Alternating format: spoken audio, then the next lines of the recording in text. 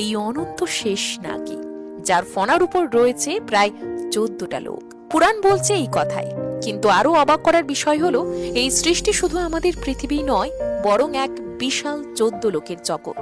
আর এই সমস্ত লোকের ভার ধারণ করে আছেন অনন্ত শেষনাগ। আর শেষনাগ আশ্রয় নিয়েছেন ভগবান বিষ্ণুর কুর্ম অবতারের উপর ক্ষীরসাগরের মাঝে।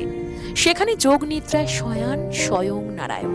তার নাভি থেকে বেরিয়ে এসেছে এক দিব্য পদ্ম, আর সেই পদ্মের উপর বসেই সৃষ্টি রচনা করছেন ব্রহ্মা।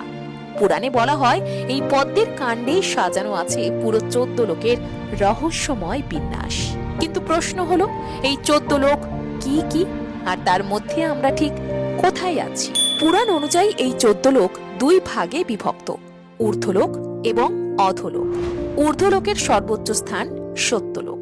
এটি ব্রহ্মার আবাস, যেখানে মায়ার কোনো অস্তিত্ব নেই, কেবল পরম জ্ঞান আর শুদ্ধতার আলো। তারপর তপলোক, অসাধারণ শক্তিধর ঋষি ও তপস্বীদের ধ্যানস্থ ভূমি। এরপর জনলোক, যেখানে চিরঞ্জীব মহর্ষিরা আধ্যাত্মিক জ্ঞান চর্চায় রত। তার নিচে মহারলোক, মহান সাধুদের আবাস ভূমি,